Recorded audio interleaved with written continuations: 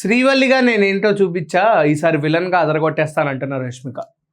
So first of all welcome to #you, this is Karthik. So ఈరోజు విలన్గా రష్మిక అంటే కొంచెం ఆలోచించాల్సిన విషయం. ఎందుకంటే ఇప్పటి వరకు చేసిన పాత్రల్లో, ఆమె నటించిన పాత్రల్లో ఆమె వర్క్ చేసిన style okay, she's very good enough. And ఆవిడ వర్కింగ్ స్టైల్ అనేది కూడా చాలా యూనిక్గా, ఆవిడ స్క్రిప్ట్ సెలెక్షన్ కూడా చాలా యూనిక్గా ఉంటుంది.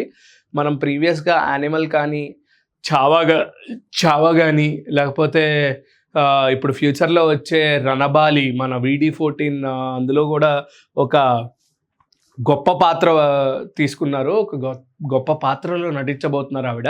సో పుష్ప 2 కానీ, పుష్ప కానీ, ఈ ఫిలిమ్స్ మనం ఆల్రెడీ చూసాం. అండ్ గర్ల్ ఫ్రెండ్, ఇది కూడా మంచి సినిమా, మంచి ఉమెన్ సెంట్రిక్ సినిమా అది. సో షీఈస్ రిప్లేసింగ్ అనుష్క గారు అని చెప్పచ్చు. ఇదివరకు ఉన్న అనుష్క గారిని రష్మిక గారు రిప్లేస్ చేస్తున్నారని కూడా మనం అనుకోవచ్చు. సో ఇప్పుడు అల్లు అర్జున్ అట్లీ అంటే A22A6 అని చెప్పి హ్యాష్ అనేది మనకు ట్రెండ్ అవుతుంది.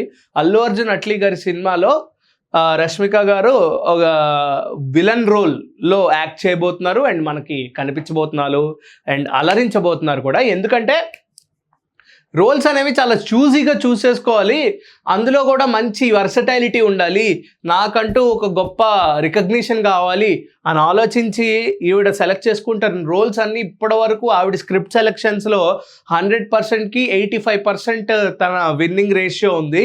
స్క్రిప్ట్ సెలెక్షన్స్లో ఒక మంచి యునిక్ స్క్రిప్ట్ సెలెక్షన్ ఈ యొక్క ప్రజెంట్ జనరేషన్ హీరోయిన్స్లో చాలా యూనిక్గా ఆలోచిస్తుంది ఆవిడ.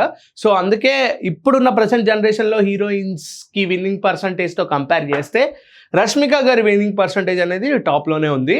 సో A22 సినిమా ఏదైతే ఉందో దానికి ఇంకా టైటిల్ అయితే ఫిక్స్ చేయలేదు. అల్లు అర్జున్ గారు 2 విభిన్న పాత్రల్లో మనకైతే కనిపించబోతున్నారు.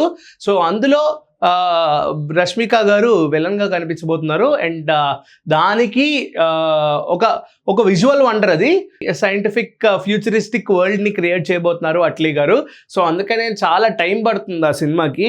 ఆల్రెడీ ఈవిడ రోల్ అయితే లాక్ అయిపోయింది, ఆల్మోస్ట్ 30 days షూట్ కూడా అయిపోయిందంట. సో ఈవిడ అల్లు అర్జున్ గారితో ఫేస్ ఆఫ్ విలన్గా, ముందే మనం శ్రీవల్లిగా చూసాం లాస్ట్ సినిమానే, ఇప్పుడేమో విలన్గా చూడబోతున్నాం అనేది కొంచెం చాలా షాకింగ్గా కనిపిస్తుంది.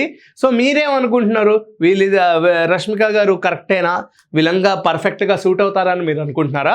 ఎందుకంటే అల్లు అర్జున్ గారి ప్రీవియస్ సినిమాలు కూడా చూస్తే ఒక విలన్కి ఇంపార్టెన్స్ అనేది చాలా ఎక్కువగా ఉంటుంది. బట్ ఇక్కడ ఫీమేల్ విలన్ అనగానే చాలా షాకింగ్గా ఉంది. అండ్ దీపికా పడుకునే గారి రోల్ కూడా చాలా యూనిక్గా ఉంటుంది. అండ్ వాళ్ళకి దీపికా పడుకునే గారికి రష్మిక గారికి చాలా కాంబినేషన్ సీక్వెన్సెస్లో అదిరిపోయే ఎలిమెంట్స్ కనిపిస్తాయంట సినిమాలో. అండ్ దాంతోపాటు మృణాల్ ఠాకూర్ గారు కూడా ఈ సినిమాలో ఉన్నారు, అండ్ జాన్వీ కపూర్ గారు కూడా ఈ సినిమాలో ఉన్నారు, అండ్ భాగ్యశ్రీ బోర్సే గారు కూడా ఈ సినిమాలో ఉన్నారు.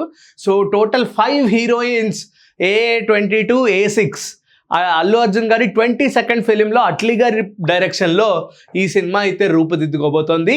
సో ఆ సినిమాలో first of all Rashmika Mandanna గారు, దీపికా పడుకునే గారు, జాన్వీ కపూర్ గారు, మృణాల్ ఠాకూర్ గారు, భాగ్యశ్రీ బోర్సే గారు, 5 what a man.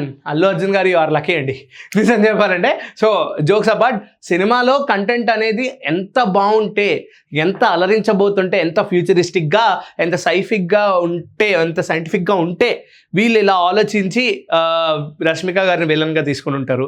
So that's the final point I want to conclude. ఈవిడైతే కరెక్ట్గా వర్క్ అవుతారని చెప్పి నాకైతే అనిపిస్తుంది.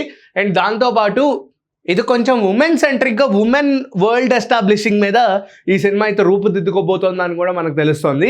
సో మీరేమనుకుంటున్నారు, రష్మిక గారు విలన్గా సెట్ అవుతారంటారా? దీపికా పడుకునే గారికి, రష్మిక గారికి మధ్య కాంబినేషన్ సీక్వెన్సెస్ ఎలా ఉండబోతున్నాయి? అల్లు అర్జున్ గారు హీరోగా, ఈవిడ విలన్గా సెట్ అవుతారంటారా?